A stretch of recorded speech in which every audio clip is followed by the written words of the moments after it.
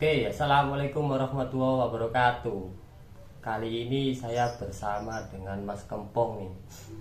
Kita akan diskusi soal bagaimana cara merawat bambu, memilih bambu yang baik dan benar agar menghasilkan layangan yang enak.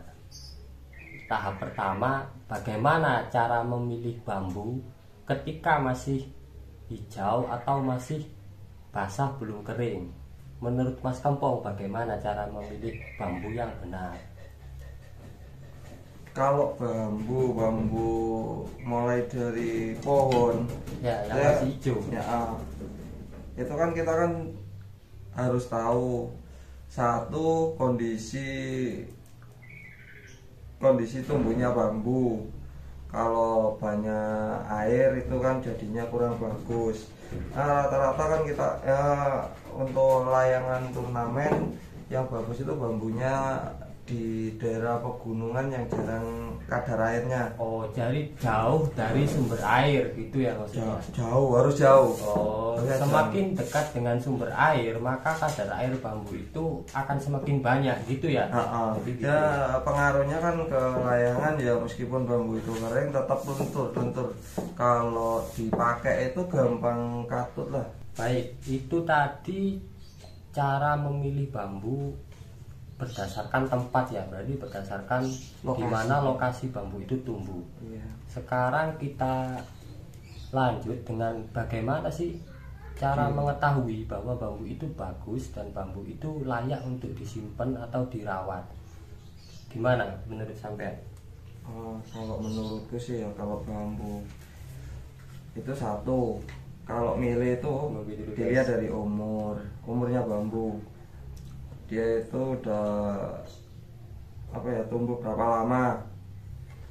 Yang biasa saya pakai itu rata-rata umurnya di atas 5 tahun. Di atas 5 tahun di atas itu 5 tumbuh di tempat lokasi bambu itu. Terus ketika sudah ditebang nih, kan kita nggak tahu, kan bambu masih hijau. Itu gimana cara memilihnya agar kelihatan, oh ini bambu sudah tua, oh ini bambu ternyata masih belum tua, itu gimana? Satu, biasanya itu kalau bambu tua itu ada semacam bajunya, yaitu bajunya udah ngelupas semua, udah nggak ada. Terus mana dari sisi kulit itu dia itu mulus, kadang mengkilat, mulus. Jadi nggak redup. Kalau yang muda-muda kan biasanya kan hijaunya kan hijau pucat ya, hijau pucat. Kalau ini enggak. Jadi warnanya cenderung hijau tua. Ya. Bukan hijau yang muda. Ya. Kalau dilihat dari segi kulit. Terus saya kemarin juga dapat pengalaman Mas Kempong. Kemarin itu saya memilih bambu itu kita kupas kulitnya. Jadi kulitnya luarnya itu bambu kita gores, kita kupas ini. Di situ simpelnya kita bisa melihat bagaimana warna seratnya di situ. Jadi kalau kita kelupas itu, kalau udah merah itu udah pasti bambu itu udah tua gitu.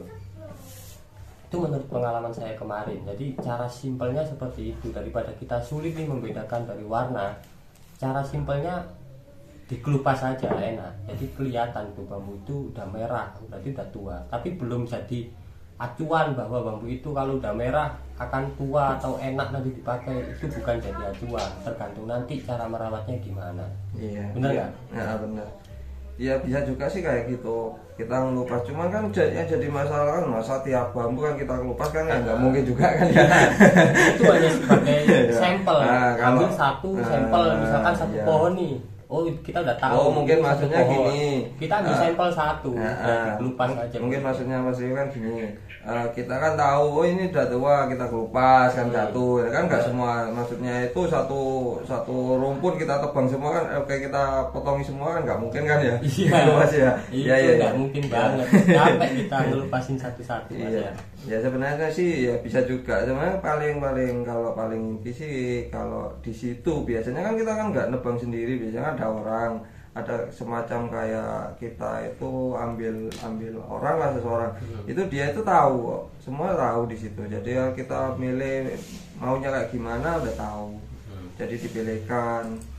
Terus ada cara yang kedua Mas Kompong. Kita Yeah. lihat dari serat bambu. Serat bambunya itu kalau masih hijau, taruhlah ini batas ros bambu, Yeah. terus ini udah masuk di dagingnya. Iya. Kalau kita lihat kelupas pakai pisau nih, kalau di Ah. rosnya bambunya itu udah pasti merah. Itu jangan Iya. ketipu, awas ketipu. Kalau Oh, sekalian lihat iya benar. di sini merah, bukan berarti tua, karena Iya, ini iya. karena kalau di tulang bambu itu udah pasti merah. Iya, tahu. Oh, benar. Kita potong dulu pakai gergaji satu gelondong nih ya. Iya. Di bawahnya ros bambu. Habis itu kita lihat seratnya bambunya gimana. Itu udah kelihatan. Kalau di dagingnya bambu itu kita potong, kelihatan seratnya. Itu serat yang menyeluruh di daging bambu.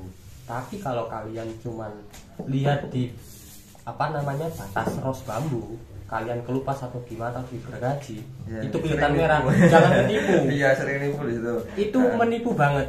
Jadi untuk teman-teman yang baru punya pengalaman ingin cari bambu, awas ketipu dengan hal-hal seperti itu. Lebih berhati-hati ya kedepannya. Terus bagaimana nih cara kita setelah bambu kita pilih sudah tua, terus merawatnya gimana? Merawatnya agar bambu itu nanti setelah kering hasilnya itu Maksimal gitu ya, dibuat maksimal layangan turnamen. buat layangan turnamen. Kalau saya pribadi sih ya gini, dari bambu tebang, habis ditebang itu kita potong sesuai ukuran layangan. Sesuai ukuran layangan, berarti dari bambu gelondongan kita paskan dengan ukuran misalkan layangan 56, kita potong layangan 56 nih satu gelondong. Iya, satu gelondong Oh, ini gitu. 56. Habis itu kalau saya pribadi saya mending itu saya diamkan sampai kering dengan sendirinya tanpa dipanas kena sinar matahari tiap hari. Jadi satu gelondong itu ditaruh di tempat yang tidak terkena Ya. cahaya matahari. Terus kita diemin sampai benar-benar kering. Bener. Apa Bener namanya? kering dengan sendirinya. Kering alami lah Kering bahasanya. alami, ya. Kira-kira nih kering Ya. alami itu butuh berapa lama? Kalau pengalaman di sini sih rata-rata di atas 3 tahun ya. Kalau kering, kadang itu kita kan gini, kadang kalau pengeringan secara kayak gitu kan lama ya, orang lama. Tapi kalau yang simple itu banyak dikeringkan dengan sinar matahari, itu malah efeknya kurang pas buat saya. Bambu itu nggak jadi Nggak jadi keras. Iya. Kadar airnya kan hilang semua, jadi agak kalau orang Jawa bilang ampang gitu loh. Gampang, berarti gampang ketarik arkunya. Kalau bicara soal itu memang untuk bagi pengrajin layangan yang sering kirim layangan ya rutin. Saya tidak merekomendasikan cara yang dilakukan Mas Kempong. Karena kalau mau nunggu bambu itu 4 tahun kering baru bisa dipakai, mau makan apa pengrajin Iya, gitu. bener. Bener ya? Jadi dari masalah itu saya juga pernah eksperimen ya, bahasanya itu eksperimen. Ini benar salahnya saya tidak tahu, yang penting saya itu sudah eksperimen dan sudah membuktikan cara cepat mengeringkan bambu. Cuman nanti saat jadi layangan bambu itu masih enak. Jadi saya punya metode mengeringkan bambu itu ada 3 macam ya teman-teman ya. Yang pertama ini saya belah sekecil ini.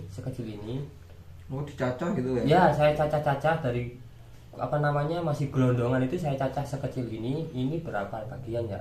Kalau sekitar 8 16 bagian lah.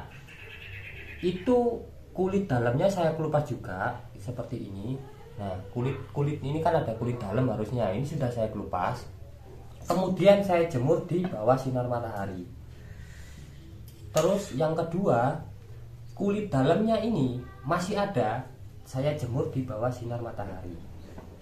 Yang ketiga, masih utuh gelondongan bulat satu bumbung bambu itu, saya taruh berdiri, saya jemur di sinar matahari. Tapi kalau yang gelondongan itu ada 2. Yang pertama itu rosnya masih ada atas bawah. Yang kedua, rosnya sudah saya ilangin atas bawah. Berarti kan ada 4 nih, 4 cara ya. Ini nanti kalian cari sendiri kira-kira cara yang pas menurut kalian itu seperti apa. Oke, kita bahas dari cara yang pertama. Cara yang pertama kita jemur, tapi ini kulit dalamnya kita hilangin ya. Efeknya akan seperti apa ketika kering? Menurut eksperimen saya, itu efeknya nanti bambu ini akan cekung, melengkung gini, apa ya, mengkerung, cembung lah, ketarik gitu loh. Jadi melengkung. Jadi efeknya itu kalau saya rasa secara pribadi kurang bagus ya. Karena apa? Bambu itu kadar airnya akan hilang semua. Yang pasti itu satu. Bagi bambu yang benar-benar tua itu kurang berefek. Maksudnya itu efeknya sedikit lah. Kalau bambu itu setengah tua itu parah banget. Bahkan bisa sampai bisa menjadikan bambu itu gampang patah kalau dipakai layangan. Karena dia mengkelung gini, terus jadinya layangan nanti kurang enak gitu loh. Jadi kelenturan bambunya itu kurang. Iya, hilang. Bener nggak maksudnya? Iya, hilang. Ya. Soalnya itu tadi loh, pengaruh kan kadar airnya itu kan udah kering total. Jadi nggak menyatu sama kulit. Dia hilang. Jadi ini cenderung seratnya itu bukan merah ya, cenderung pucat. Pucat ya, pucat. Bener, Jadinya jadi pucat. Warnanya itu akan putih. Dan kenapa banyak di luar itu bambu-bambu petung, katanya petung dan lain-lain, tapi putih. Itu cara mengeringkannya, dia langsung dijemur di bawah sinar matahari langsung. Dengan emang ini kulit dalamnya dia kelupas. Terus saya coba kemarin, kulit dalamnya saya tetap adakan, tidak saya kelupas, saya jemur pakai sinar matahari. Efeknya bagaimana? Sedikit berbeda dengan yang saya kelupas. Kalau yang nggak saya kelupas, itu dia seratnya masih lumayan bagus. Dan bambu itu akan bertahan di posisinya, dia nggak akan mengkelung karena faktor bambu itu mengkelung karena kulit bambu yang di dalam itu dihilangin. Kalau masih ada, dia nggak akan berefek mengkelung gitu loh. Jadi akan cembung gini loh, bambunya akan cembung. Awalnya kita potong lurus gini nih, nah itu akan cembung gini, bambu itu akan gini. Sedikit bengkok. Nah, awalnya gini akan cembung gini gitu. Nah, itu lebih baik dari cara yang pertama. Lebih baik dari cara yang pertama, dan itu lumayan cepat membantu bambu itu cepat kering. Kita jemur aja seminggu, bambu itu udah bisa dipakai asalkan kulit luarnya ini sudah kuning gitu ya. Itu otomatis kulit serat di dalamnya ini yang paling dekat dengan kulit itu sudah kering. Untuk cara yang ketiga, itu kita jemur bambu itu masih utuh gelondongan gitu, masih utuh gelondongan, dengan ros atas bawah masih ada. Itu hasilnya setelah kemarin saya itu eksperimen ya. Kalau posisinya berdiri gini, air yang turun dari atas ke bawah itu akan mengendap di sini teman-teman. Oh, jadi posisinya berdiri. Posisinya berdiri, bukan tidur. Jadi airnya itu mengendap di bawah bambu. Karena apa air itu bisa mengendap? Karena rosnya belum dihilangin gitu loh. Jadi airnya itu mengendap di sini. Kalaupun kita taruhnya seperti ini tiduran, itu air akan mengendap di daerah bawahnya sini gitu loh. Sebenarnya yang benar itu berdiri, harusnya rosnya ini dihilangin saudara-saudara. Jadi kalau rosnya nggak dihilangin, efeknya apa? Setelah bambu itu kering, kalau kita bikin nih dari serut dan segala macam, itu akan berat sebelah bambu itu. Akan berat sebelah di gini ini. Akan pasti yang banyak airnya dari endapan tadi akan berat sebelah. Yang kedua akan lemes sebelah gitu loh. Yang satu ini keras, yang satu ini lemes gitu. Jadi yang banyak airnya itu lemes. Iya, yang banyak airnya itu rata-rata lemes sebelah. Jadi kadang saya itu terkecoh, ini bambu kenapa ya kok lemes sebelahnya? Itu karena efeknya itu. Nah, yang kedua kalau dari segi penampilan, yang airnya mengendap di sini itu bambunya hitam. Jadi seratnya itu akan hitam. Jadi serat itu kan kalau yang bagus yang bening ya, yang apa namanya mengkilap dan Coklat, kelihatan jelas lah serat, garis-garis seratnya kelihatan. Nah kalau udah bambu itu hitam, itu bukan berarti bambu tua ya, jangan ketipu. Bambu hitam itu bukan bambu tua. Kadang bambu itu apa namanya airnya itu mengendap di bambu itu, jadi airnya itu nggak keluar, nggak turun gitu loh, makanya seperti itu. Dan cara yang keempat itu cara menurut saya itu paling efektif ya untuk merawat bambu ya. Bambu itu biarin gelondongan dipotong, itu ukuran ya terserah lah mau potong sesuai ukuran atau apa, yang penting dipotongnya itu di bawah ros. Biarin berdiri, itu dijemur nggak ada masalah, jemur sampai kering nggak ada masalah.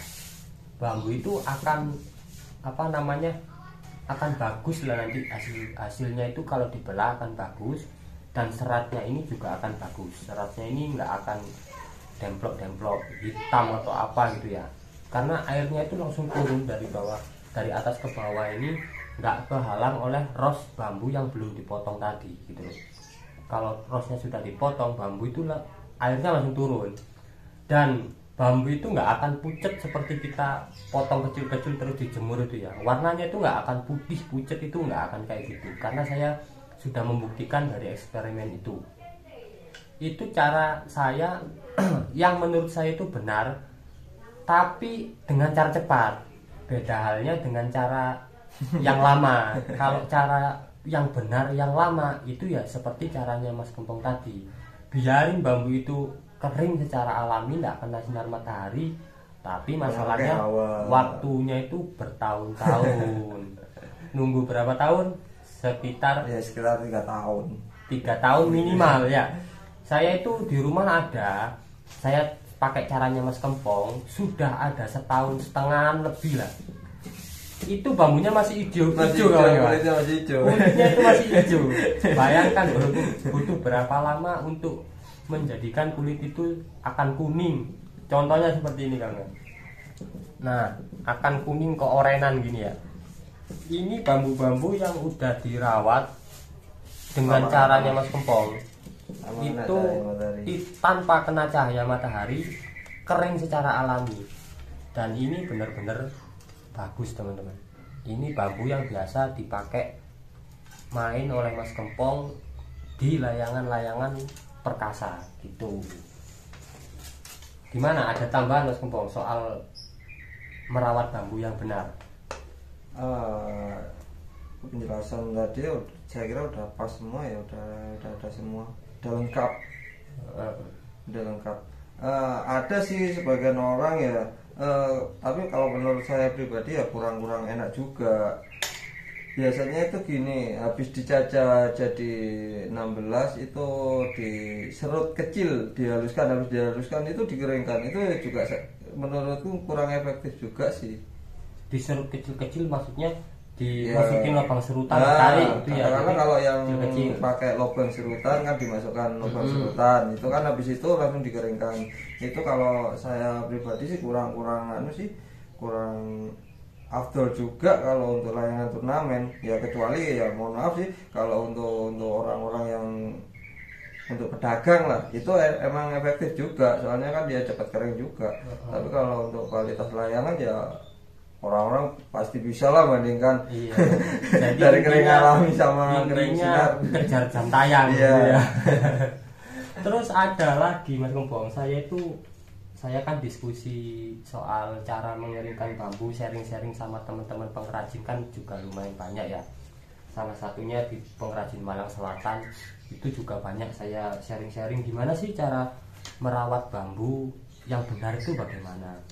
Ada cara itu ditaruh di atas api, tungku api. Jadi itu posisinya di bawah ini tungku api. Di atasnya itu ditaruh tempat seperti penyangga, kayak diasap lah, kayak Anda tahu ikan asapan ya, caranya seperti itu, hampir mirip. Jadi bambu itu ditumpuk di atas tungku api, tapi jauh ya, nggak deket ya, jauh di atas, di pelafonan gitulah. Itu ada cara yang seperti itu. Dengan cara seperti itu pendapat Mas Gempong gimana? Kalau untuk itu sih saya kurang paham ya. Aku sendiri ya juga belum apa ya. Belum pernah praktek. Belum pernah praktek juga. Soalnya segala sesuatunya kan ya, saya sendiri kan juga harus butuh praktek, uji coba lah. Eksperimen ya. Benar. Uji coba lah. Kurang. Soalnya di sini ya nggak udah langka kan, tungkunya udah langka. Iya, kebanyakan orang-orang yang masih apa ya tradisional lah, jadi masih menanak nasi secara tradisional itu masih menyimpan tungku. Kalau di daerah sini dan rumah saya pun juga sudah tidak ada namanya tungku, jadi nggak bisa membuktikan. Iya, saya sendiri nggak bisa membuktikan cara itu efektif apa bukan atau enggak gitu. Terus yang kedua ada cara lagi Mas Kompong, dengan ditaruh di air, maksudnya itu kayak tahu reng busuk. Iya, ada cara seperti itu. Berminggu-minggu. Ada yang ngasih apa namanya masukan ke saya, mendingan bambu itu direndam di air supaya bambu itu akan lenturnya dapat lah, elastisnya dapat, katanya gitu. Nah, saya sendiri belum pernah mencoba cara seperti itu. Menurut sampean gimana Mas Kompong cara seperti itu? Kalau bambu dijemur ya kan sama saja kayak bambu apa? Bukan dijemur, ditaruh di dalam air, direndam dalam air, kayak kita buat reng usuk gitu. Iya. Kalau direndam itu kan sebenarnya bukan untuk itu, untuk kekuatan biar nggak dimakan itu loh, nggak dimakan apa? Hewan-hewan kecil. Nonor, bahasanya itu nonor bambu, apa namanya kutu bambu. Saja, tapi kalau untuk kelenturan ya tetap tetap kurang lah. Kita sendiri sama aja kan pakai bambu yang kadar airnya banyak itu. Berarti kita sama-sama dengan pakai bambu basah gitu ya? Bukan basah. Ya setelah direndam kan orang kan nggak mungkin langsung dipakai basah gitu kan, nggak mungkin juga, masih butuh proses pengeringan juga kan. Ya kalau kita ambil di daerah pegunungan yang kadar airnya tinggi kan sama saja hasilnya. Oh iya benar juga. Lagi pula kita kan juga belum pernah eksperimen seperti itu ya, karena saya sendiri, mohon maaf nih kalau saya sendiri tidak tertarik ya dengan eksperimen seperti itu. Benar, karena saya sendiri yang realistis saja, apa yang bisa dipraktekkan dan itu benar-benar nyata hasilnya, daripada kita buang-buang bambu percuma gitu ya. Buat eksperimen seperti itu saya sih kurang apa namanya, kurang berminat lah, bukan nggak setuju ya. Itu bagus atau tidaknya kan persepsi orang beda-beda. Jadi saya itu mengutarakan diskusi ini membahas soal bambu dan lain-lain, cara perawatannya itu biar mindset kita itu berubah. Jadi nggak sampai apa namanya terkecoh dengan omongan orang gitu loh. Jadi persepsi orang A begini, persepsi orang B begini, orang C begini. Jadi kita rancu nih, kira-kira mana yang benar gitu loh. Jadi mengapa saya mengadakan diskusi seperti ini, supaya membantu teman-teman juga gitu loh, supaya nanti bisa memilih, oh cara yang mana ya yang menurut saya paling benar dan efektif, itu bisa sampean pakai gitu loh. Seenggaknya berbagi ilmu lah. Seenggaknya kita berbagi ilmu, walaupun katanya ilmu itu mahal, tapi bagi saya itu ilmu walaupun mahal mending disampaikan gitu loh. Tergantung orang yang menerima nanti gimana gitu. Terus ada tambahan lagi nggak soal cara merawat bambu Mas Kompong? Enggak, udah semua, udah dibahas semua ya. Berarti udah fix ya cara-caranya seperti itu. Yang pertama kita apa namanya, kita belas enam, terus dalamnya kita kelupas kulitnya, terus kita jemur. Yang kedua kulitnya masih ada, terus kita jemur. Yang ketiga dengan cara gelondongan, tapi rosnya atas bawah juga masih ada, kita jemur. Terus yang keempat rosnya masih dengan cara gelondongan, rosnya udah dihilangin, terus kita jemur. Dan yang terakhir itu cara didiemin selama bertahun-tahun sampai kering dengan sendirinya, kering alami. Kering alami. Nah itu cara-cara yang biasa kita lakukan dan saya dan Mas Kompong lakukan untuk proses apa namanya perawatan bambu. Nah kurang lebihnya monggo sampean saudara-saudara, teman-teman komentar di video ini. Nanti saya berusaha akan membuka diskusi secara terbuka. Bagaimana sih, apa keluhannya gitu. Silakan tanya-tanya, nggak ada masalah. Video ini semoga bermanfaat bagi semua orang, dan semoga yang ingin tahu soal bagaimana cara membuat layangan dan lain-lain itu bisa terbantu dengan video saya seperti ini gitu loh. Sekian saja dari saya, kurang lebihnya mohon maaf bila ada salah kata. Itu bukan maksud saya untuk membenarkan cara saya cuman membuka wawasan seseorang supaya lebih paham apa itu bambu, apa itu cara merawat bambu dan lain-lain gitu. Ada tambahan Mas Kompong? Udah, terima kasih, cukup sekian video saya. Wassalamualaikum warahmatullahi wabarakatuh. Salam satu langit.